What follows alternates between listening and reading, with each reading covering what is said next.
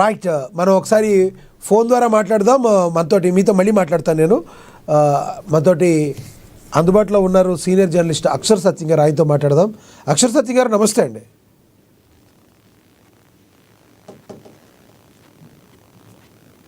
నమస్కారం అండి, మీకు ప్యానెల్లోని పెద్దలకు కూడా నమస్కారం సార్.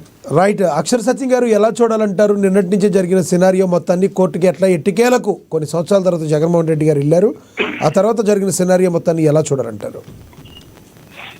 సార్, ఈ పవన్ కళ్యాణ్ గారు ఒకప్పుడు అంటుండేవారు, ఈ వ్యవస్థలో బలవంతుడికి చాలా బలహీనంగాను, బలహీనుడికి చాలా బలవంతంగా పనిచేస్తాయని అంటుండేవారు. అది నిజమని అనిపిస్తుంటారండి. న్యాయ వ్యవస్థల మీద ప్రజలకున్న అభిప్రాయం ఈ రోజున ఎటువంటిదన్నది అందరికీ తెలిసిందే, మనం చెప్పడం అంత మంచిది కాదమ్మా. అయితే నా విశ్లేషణ కొనసాగించే ముందు ఒక పాయింట్ రేజ్ చేసి అప్పుడు కొనసాగిస్తాను సార్.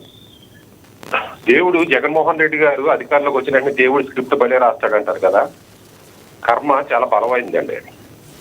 దాన్ని విధి చాలా బలమైంది, ఎవరు తప్పించుకోలేడు. మొన్న ఏమన్నారంటే 15 రోజులు కూడా కాదనుకుంటా, పవన్ కళ్యాణ్ అనే వ్యక్తి ఇది మంగళగిరిలో బ్రేక్ఫాస్ట్ చేసి, తిరుపతిలో లంచ్ చేసి, మళ్ళీ డిన్నర్ తిరుపతిలో హైదరాబాద్ లో చేశారని బాగా ఎగతాళి చేసి ట్రోల్ చేశారు. పాపం అదే కర్మ ఇవాళ వాళ్ళకి వచ్చింది.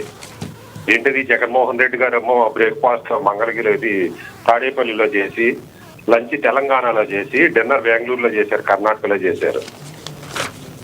అందుకనే రాజకీయ నాయకులు కానీ రాజకీయ పార్టీలు కానీ నోరు ఉంది కాదని వాగేస్తే అది 15 రోజులు కూడా కాకుండా కర్మ మనగా ఎంటర్ పడుతుంది అన్నది తెలుసుకోవాలి. ఇక జగన్మోహన్ రెడ్డి గారి విషయంలోకి వస్తే, మన బివి మోహన్ రెడ్డి గారు చెప్పినట్టుగా ఖచ్చితంగా హక్కు ఉంది. ప్రజలు డబ్బులు ఇచ్చినా కానీ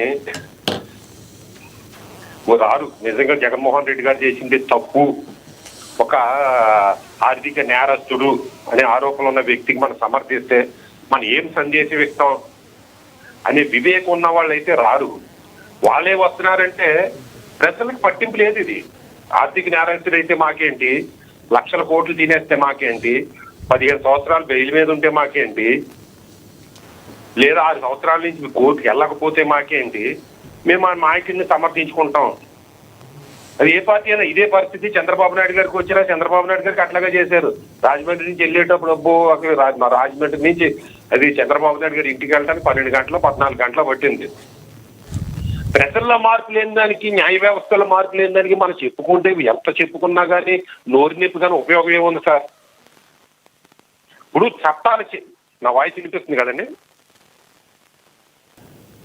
హలో, వినపడుతుంది, ప్లీజ్ కంటిన్యూ చేయండి. ఇప్పుడు చట్టాలు చేసే వాళ్ళే చట్టాలు ఉల్లంఘిస్తుంటే, ఇప్పుడు జగన్మోహన్ రెడ్డి గారు అనే వ్యక్తి ఒక మాజీ ముఖ్యమంత్రి గారి కుమారుడు, ఒక పార్టీ అధినేత, ఒక మాజీ ముఖ్యమంత్రి, రేపొద్దున ముఖ్యమంత్రి కావాలని వ్యక్తికి అవ్వాలని ప్రయత్నం చేస్తున్న వ్యక్తే 12 సంవత్సరాల నుంచి బెయిల్లో ఉండి సకల రాజభోగాలు అనుభవిస్తూ, పదవులు అనుభవిస్తూ 6 సంవత్సరాల నుంచి కోర్టుకి వెళ్లకుండా ఏమి సందేశం ఇవ్వదలుచుకున్నారు జగన్మోహన్ రెడ్డి గారి ప్రజలకి? ఇదే విధంగా ప్రజలందరూ కూడా శిక్ష పడ్డవాడు ప్రతి ఒక్కరు కూడా 15 సంవత్సరాలు 20 సంవత్సరాలు బెయిల్ మీద ఉండి సుఖభోగాలు అనుభవించి వాళ్ళు సచ్చే ముందు కోర్టుకి వెళ్తారని చేస్తే అప్పుడు ఏం చెప్తాయి ఈ వ్యవస్థలో? జగన్మోహన్ రెడ్డి గారు ఒక రూలుని, సామాన్య పౌరుడు ఇంకొక రూలా? 6 సంవత్సరాలు కోర్టుకి వెళ్లకుండా 15 సంవత్సరాలు అయితే బెయిల్స్ మీద తిరుగుతుండే అది వైసీపీ నాయకులు అనుకోవచ్చు, చంద్రబాబు నాయుడు గారికి వర్తింటుంది, పవన్ కళ్యాణ్ గారికి వర్తింటుంది, నాకు కూడా వర్తింటుంది.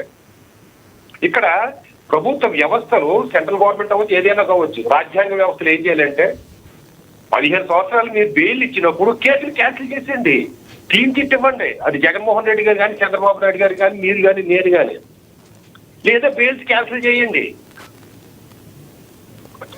మీరు చెప్పినవి మన రాజ్యాంగంలో ఉన్నాయంటారా, జరుగుతాయి అంటారా?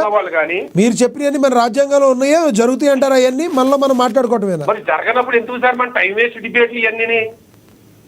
ఇప్పుడు కోర్టుకి వెళ్ళేది ఏదో ఒక మా చీఫ్ మినిస్టర్ ప్రమాణ స్వీకారం చేసినట్టుగా ఏది ఒక ఫ్లైట్ లో వెళ్ళి అక్కడ బేగంపేట ఎయిర్పోర్ట్ లో కిక్కిరిసిన జనం వచ్చి కోర్టు ప్రాంగణాన్ని నానా బీభత్సం చేసేసి ఎవరికి కోర్టులోకి వెళ్లకుండా లేని పరిస్థితులు క్రియేట్ చేసి, అయ్యి బాబా రేపు పొద్దున్న జగన్మోహన్ రెడ్డి గారు మళ్ళీ వద్దు ఇదే పరిస్థితి నువ్వు రావద్దురా నాయనా అని అనిపించేలా చేస్తే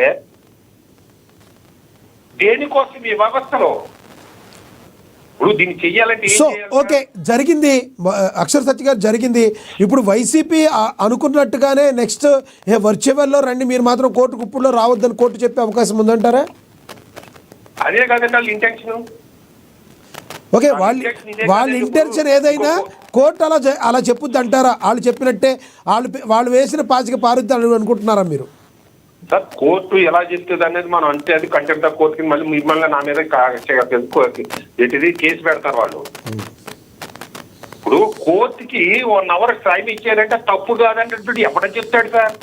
కోర్టుకి 12 to 1 ఏదో 12 to 1 ఏదో టైం ఇచ్చారంటే అదేంటని ప్రశ్నించినప్పుడు కోర్టు మీరు నేను ఏమంటే సుఖం ఏమని చెప్పండి.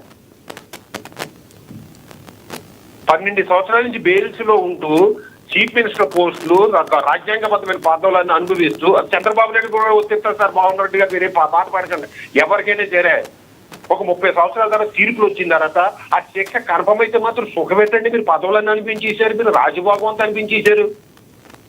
పోనీ వీటి గురించి ఏమన్నా సెంట్రల్ గవర్నమెంట్ కానీ భారత రాజ్యాంగం కానీ ఎవరైనా మాట్లాడతారా? లేదు అలా కాదు, ఈ కోర్టు లేదా త్వరితగతించడం కోసం కోర్టు సంఖ్యలు పెంచుతున్నాం, న్యాయవాదులు సంఖ్యలు పెడతాం ఏమన్నంటారు అంటారు. కిలో 2 రూపాయలు బియ్యం ఇస్తాం సెంట్రల్ గవర్నమెంట్ కూడా, ఇదిగో రైతుకి 3000 ఇస్తాం, రిక్షా వాడికి 4000 ఇస్తాం, పప్పు బెల్లాలు ఇస్తా అంటే కానీ ఇదిగో మా కోర్టుల సంఖ్య పెంచుతాం, న్యాయస్థానాల సంఖ్య పెరుగుతాం, కేసులకి ఇన్ని కోర్టు తీసుకొస్తాం, ఇన్ఫ్రాస్ట్రక్చర్ పెంచుతాం, కేసుల్లో ఉన్న వాళ్ళు కేసులు 2-3 పదవుల్లో ఉన్న వాళ్ళు కేసుల్లో ఉండటానికి కుదరదు, ఉంటే కేసు అన్నా తీసేస్తాం, లేదా పదవులన్నా లేకుండా చేస్తాం, ఎన్నో మార్పులు తీసుకొస్తామంటారా? ఎందుకు తీసుకొస్తారు సార్? ఇటువంటి వ్యక్తులందరూ సార్ చట్టాలు తయారు చేస్తుంటే, చట్టాల రూపకల్పన చేస్తుంటే కొన్ని లక్షల మంది వచ్చే దీని పోలే రాజకీయ నాయకులు నాలాంటి అంటే మాత్రం కొన్ని లక్షల మంది జగన్మోహన్ రెడ్డి గారు వచ్చి సపోర్ట్ చేస్తుంటే, నువ్వు పొద్దున్న చంద్రబాబు నాయుడు గారు కోర్టుకి అటెండ్ అవుతుంటే తెలుగుదేశం నాయకులు వస్తుంటే, లేదా పవన్ కళ్యాణ్ వస్తుంటే జనసేన నాయకులు మద్దతుదారులు వస్తుంటే, రైట్. ఇలా కోర్టుకి హాజరయ్యేటప్పుడు సత్య గారు ఇలా కోర్టుకు హాజరయ్యేటప్పుడు ఒక బాధ్యత కలిగిన వ్యక్తిగా నేను ఇలా కోర్టుకు హాజరవుతున్నాను, ఎవరు కూడా నన్ను కలవాలి, మీరు రావాలి